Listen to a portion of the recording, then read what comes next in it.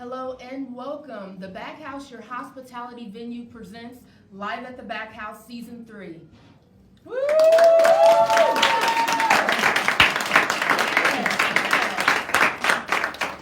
So just in case you do not remember, Live at the Backhouse is a marketing platform that highlights small businesses, authors, and various topics of interest. I am your host, Voncio English, aka Coach V, and thank you for joining us tonight. Now, I know you see way more people than I'm used to interviewing in the house tonight, and it is such a pleasure. Make sure, though, that you share the live. So don't forget, if you do log on, just interact with us. Put an emoji in there, say hello, especially if you know someone on the cast, and just let us know you're here. Now, without further ado, we have my predecessor, former Backhouse host Phillitia Charlton, the writer and director of Death of a Lie stage play, but we have the cast at the Backhouse tonight. Let's welcome them.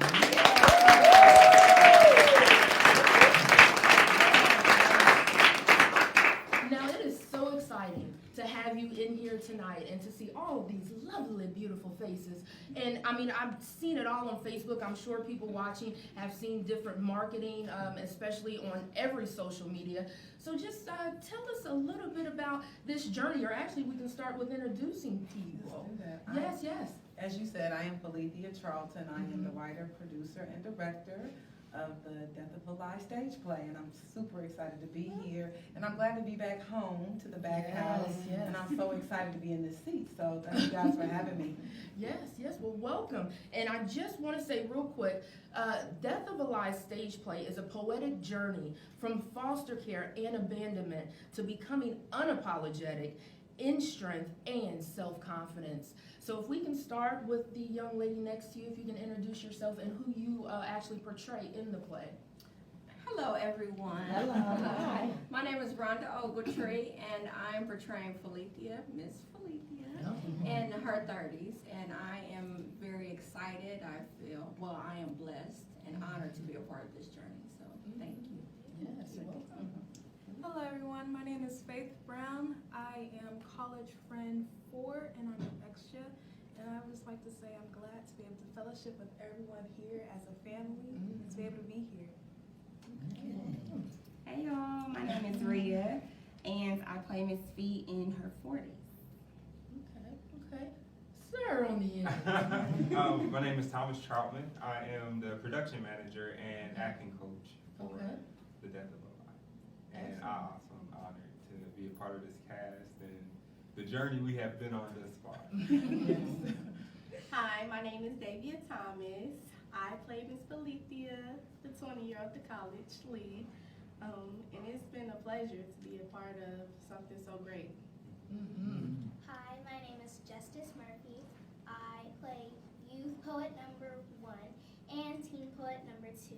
And it's so fun being here with all these amazing people.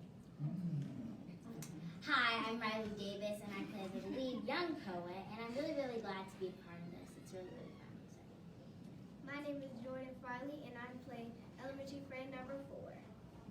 My name is Ayana Alexander, and I portray Phillithia's friends throughout her youth, teen years in college, but my official role is teen friend number 3. Hello everybody, I'm Taylor Oliver and I play one of the teen friends, and I basically fill in when people can't make it to practice. I think this is gonna be a really good play, so make sure you guys come see it. Excellent.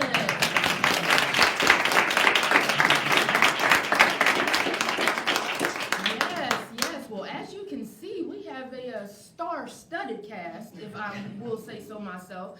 And we just really kind of want to get into, so the book, this is my copy, by the way.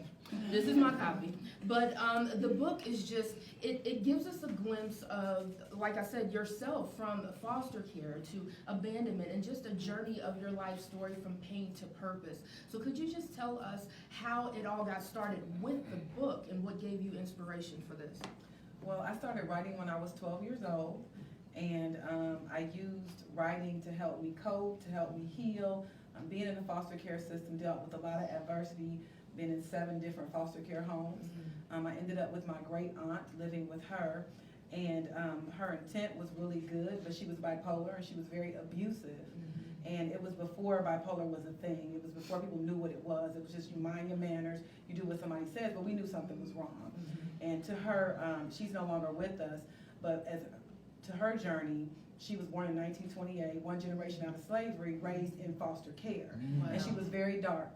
And so she was heavily mistreated. She never wanted kids, never had any, but she was the last person left in the family by the time we rolled around to her. So as an aunt, she was an amazing person. But as a guardian, she raised us the way that she was raised. And so out of that, but she was also an educator. You know, she was educated at Wilberforce. She was a renowned home ec teacher. She was doing things in Detroit and Watts. And so my point is that I had a bit of both. I had to deal with her rage and her beauty.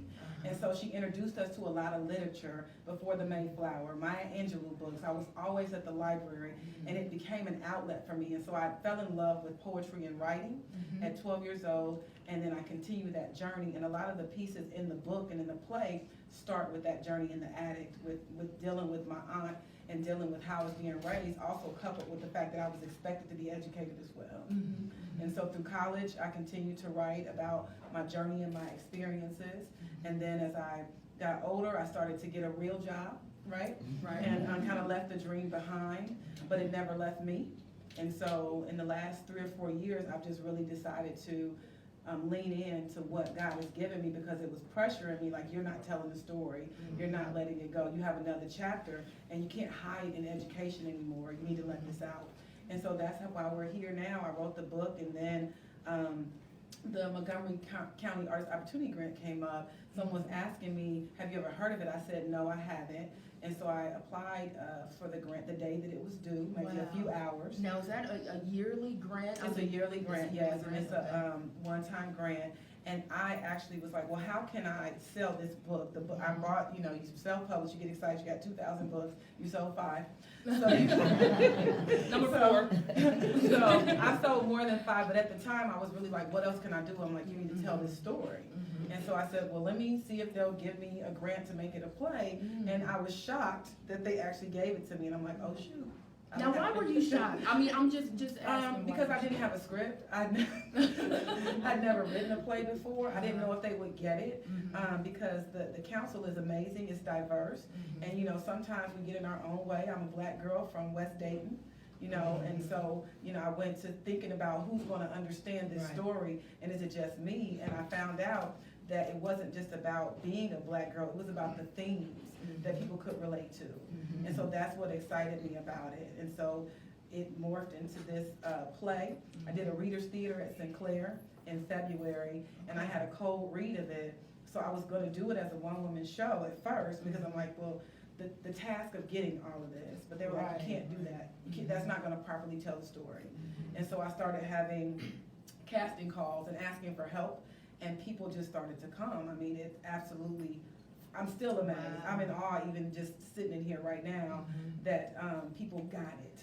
Yes, So it's really a blessing, and I definitely want to share my journey and be transparent, and share my hope and my healing and my past pain, with the understanding that the mistakes I made don't make me a mistake, and my past does not dictate or determine my future.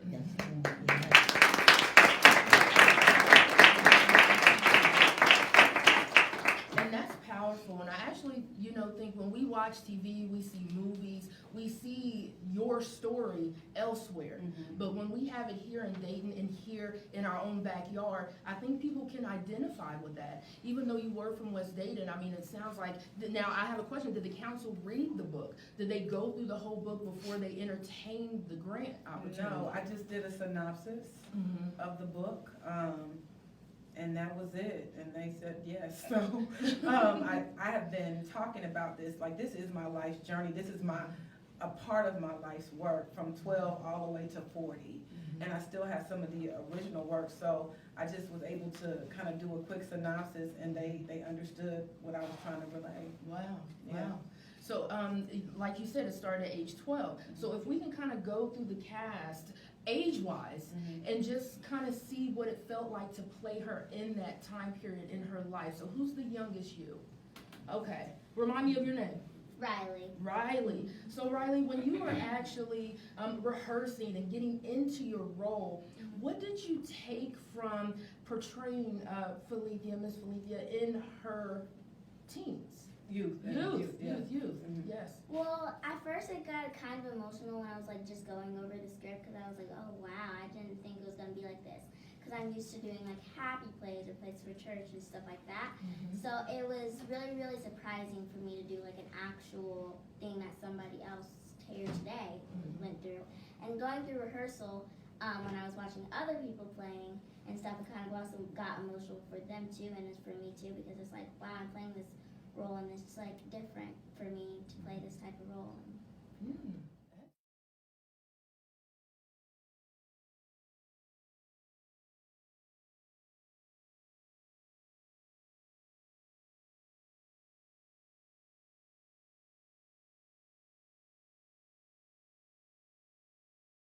Back from commercial break, so we were actually going through Phillitia in her life through the actresses of the stage play, and Riley gave us a great definition or how she felt in that role, and how she said that it was really empowering, right? It almost made you cry. I mean, your journey is definitely inspiring. So with Riley, we have Day, who played you in your 20s. Yes. Yeah, so what was it like for you in that role? It's so deep, very empowering. It's just very emotional. It's very empowering to be in somebody's footsteps and know what all they went through and how they came out. Definitely. It's been a pleasure. Good. Rhonda, I believe you played her in her 30s. Yes, I do. Uh-huh. I play Phillitia in her 30s, and in her 30s, Miss Phillitia is more confident, but she's a little bit, she's angry. So playing this role, it has given me the opportunity to be able to dive into those feelings, but also the opportunity to be able to heal as well, and to be, because I think that all women can relate to some situations that are in this play. So it definitely gave me the opportunity to be able to grow and heal, and to be able to experience some feelings and be able to share some things that I didn't know that I was willing to share. So it definitely has been a pleasure, and I am ready for everyone to see it. So. And I was going to ask that actually, because as women, I mean, we all have our own struggles, even as young women, Riley, and all those in the back. Young women have struggles too, and as you all are finding yourself, seeing how this is playing out, I mean, going from there, can I just ask a couple of you in the back, how has this impacted your life as well, just seeing everyone portray different areas of her life? How has it impacted you? Are you learning? Because you guys are in a learning stage right now. Yes. I would say that, well, one day, I'm not gonna get too deep into it. One day I was, I think it was reading for her, and I was going to get into character, like actually read the lines, but then I started to cry because I couldn't relate to it, but I understood it. So it brought out a lot of emotions in me. Wow. So we're getting that it's emotional. And you all, I know you see I got somebody new behind me. So we're going to have to introduce him. Please give me your name and who you play in the play. My name is Israel Olari, and I play the male role in the play. Excellent. Well, welcome. Okay. So, 40s. Yes. You played Miss Phillitia in your 40s. Yes. So did you read, like, well, obviously you looked at all of them and kind of took in over the years, but how did you step into your role, and what was the motivation and energy that you came from? It's a very deep play. Like, it's just really deep, but it's really, really powerful. I think for me, it really hit me when I was kind of actually, because when you're learning your part, you're kind of just reading your part. But when you take the time to read from front to back, you're like, wow, this was somebody's life. And so to know her, it's like so many things make sense, just in this short amount of time. I think the biggest thing for me in the 40s, kind of like Rhonda, it's, gosh, I went through so many, similarities of this. And then it made me think, like, am I really over it? Am I not really over it? Am I okay? Like, am I good? So I think we all, at some point, will find just something we can connect with. You know what I mean? Whether it's a healing moment or just a learning experience. What I really do like, though, is seeing the young people in the play, because it really sets the bar for them. Because there's things that we went through in our lives, but if we would have had something similar like this, it could have saved us and bypassed us from a lot. So I'm excited for everybody to see it as well. Definitely. And I Y'all know- need to bring tissue. Yeah, bring tissue. And when you think about the death of a lie, I kind of want to get into that, because we all know who the father of lies is. Well, how most of y'all do. Everybody looking at me, y'all know who the father of lies. Somebody say it, please, in the audience. That's right, the enemy. We gonna call him the enemy. So the death of a lie. When you think of lies, the lies in your life, what lies did you identify? I mean, did you actually go, you know what, that's not true about me. That's not true about my life. How did you come to the realization that it was a lie and not a truth about who you truly were as a person? My behavior did not match who I wanted to be. And so I would say more so in college, it was kind of like, you finally, for me, I was highly educated, but I was unlearned. Nobody taught me how to be a woman, how to be a lady. Everything was about getting good grades, getting awards, going to school, getting a scholarship. But I was not taught life lessons about how I should be, how I should behave, how to value myself, what my worth is, what to look for, what to look out for. And so when I went to college, it was like, okay, I'm here on this amazing scholarship, but I really don't know how to be here. And it really slapped me in my face, because that sense of freedom, I didn't know how to balance and manage that with my education, my educational expectations. I did graduate from college several times, but I think that one of the things that made this journey kind of come back up for me was, as a principal of 10 years, people don't know that. And so when people see me, they're like, I'm reading this, and I'm looking at you, and I'm reading this, and I'm looking at you, and I'm like, I need to tell y'all the story. And they judge you. Yeah, they are.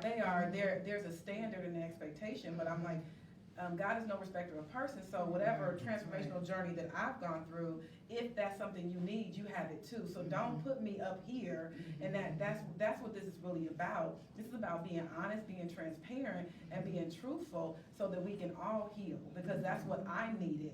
And so I wrote what I needed in efforts to share it with other people. Definitely. And that's deep. I think it's so important for everyone, even young women, older women, men alike, to know that when you face a struggle, to let faith have that work. And as you were talking, I just thought in my mind, according to James, it says, let faith have her perfect work.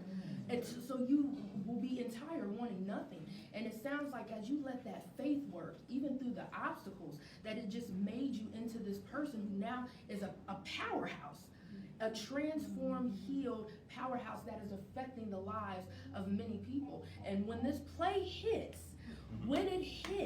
it's the Dayton Art Institute, right? Dayton Art Institute. When it hits the Dayton Art Institute on November 16th, I'm back a month. On November 16th, I think a lot of people will be affected by this, and it will transform them. So when people come, what do you expect the play to do? What was your intent? Once everyone goes on stage, male roles, female roles, what is the outcome do you kind of expect for people to get when coming to see the play? It has grown so far beyond what I thought that it would be, that I wanted to do whatever it's supposed to do. And I'm not trying to be evasive in that, but the fact that it's birthed and it's here, and that people are buying tickets, and there's a cast. So I want people to feel more hopeful about themselves. I want people to understand that we are more alike than we are different. And I want people to understand that you are not defined by your past actions, and you still have an opportunity in your future. But I definitely wanted to yield that question to Thomas. And I know you were, but when I think about, like, Thomas and I just met, like, for real, for this play, but it's just been interesting to hear his perspective and the male perspective on this as well. And so I wanted to yield to him, because I'm interested to hear as well, and I wanted him to share that. Okay, excellent. Thomas, please. So, before I touch on that, you brought up the scripture in James.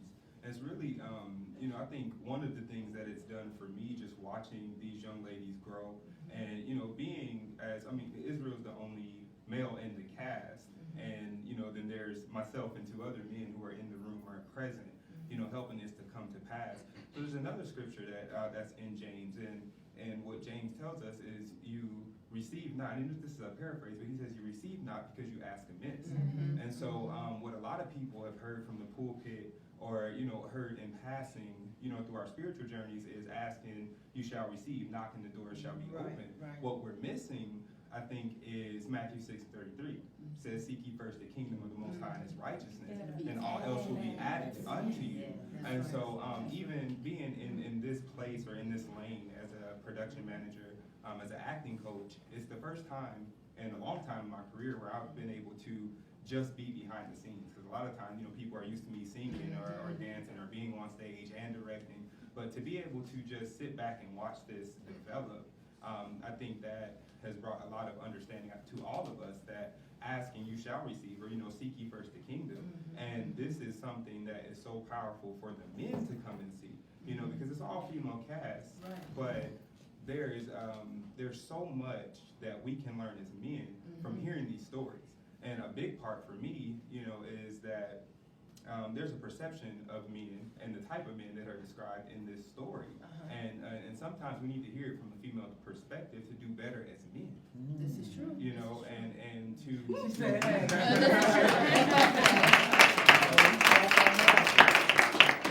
And so, what I mean by that is just understanding that when a lot of these young ladies are growing up without fathers, without brothers, without uncles, without true lovers.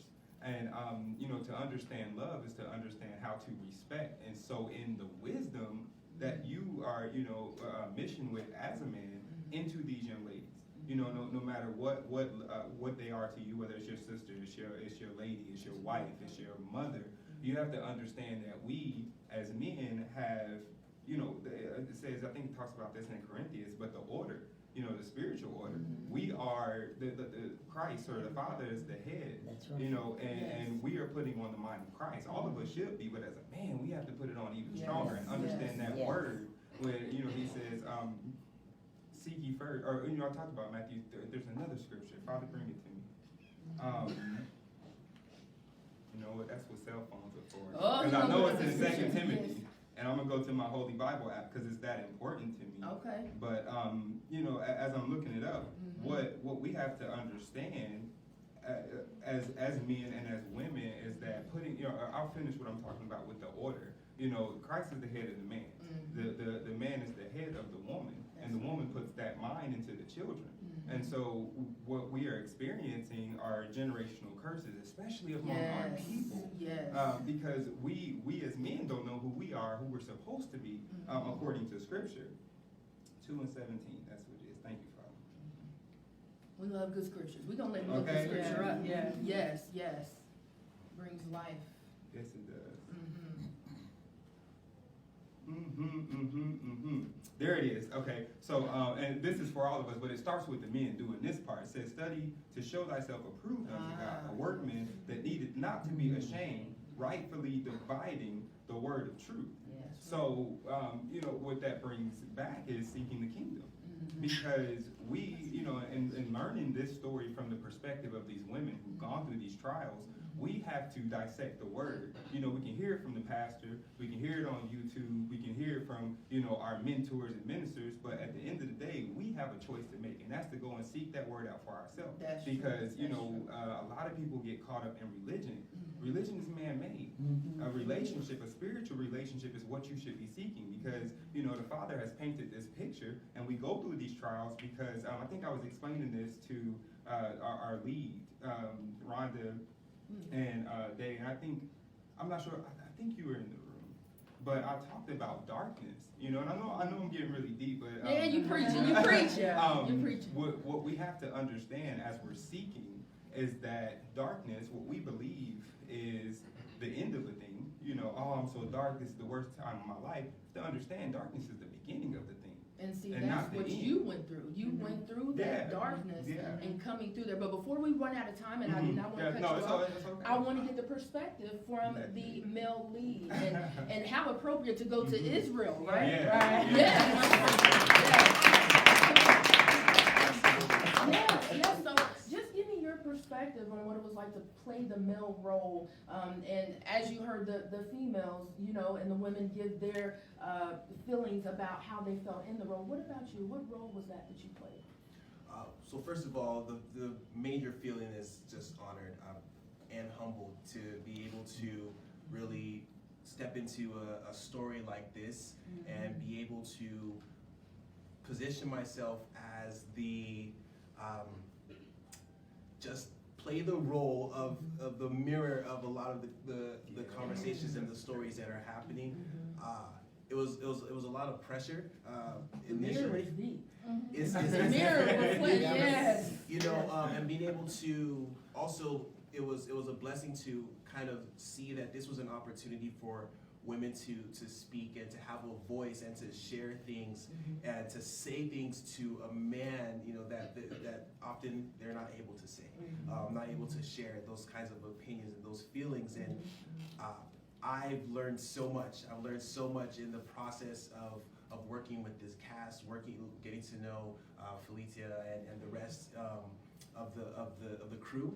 And I think that I've been blessed. I didn't even know about this. I just kind of stumbled upon the whole situation, and I'm blessed that I took that chance and I went into the audition, and I was blessed to be a part of this. So I'm just hoping that everyone can, all the men that are wondering, they can kind of know that this is an awesome opportunity to learn, awesome opportunity to grow as a man through the experience of learning more about the death of a lie. Excellent, excellent.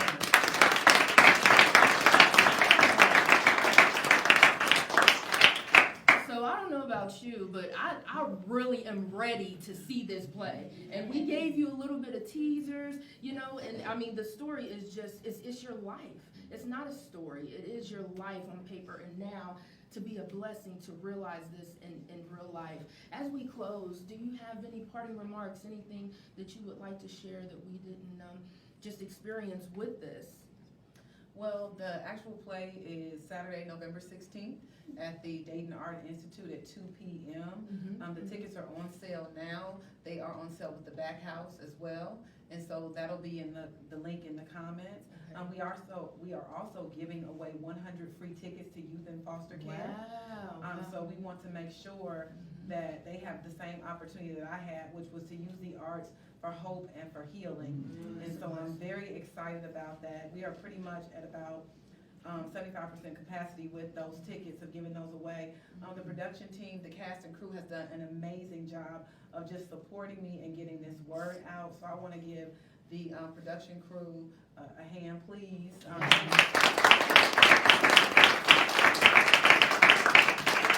And we will also be in the Dayton Daily News Sunday in the life section. So if you want to know more information about the play, then you can look there. And if you need ticket information, you can call me, Lord have mercy, at 937-995-0900 for more ticket information. And then lastly, I want to say thank you. Like, you guys have no idea. Every time, I see you all the time, right, Rhea? I see you all the time, but every time I see you, I'm just so grateful. I'm in awe of your talent and your skill and the life that you choose to bring. And you can spend your time doing anything, but you invest. And I also want to say thank you to my parents, please. Yes.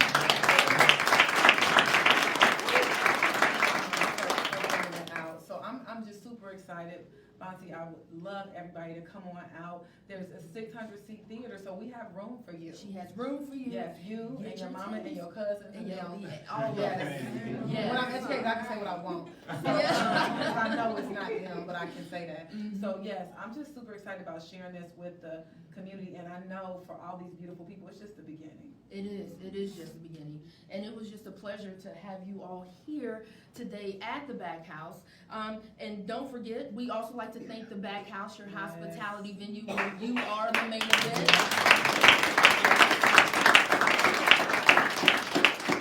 And again, The Death of a Lie stage play. Please go out, purchase tickets. They're also on Eventbrite. They are. Yes, and it gives you a little bit of synopsis so you can understand what you will go to see, and everyone will get something different from it. So we thank you again for joining the live. Please join us here every Thursday at 7 p.m. And as you all know, it does go down after the cameras go off. So with this beautiful studio audience and our stage people, we will continue this experience at the After the Live wind down.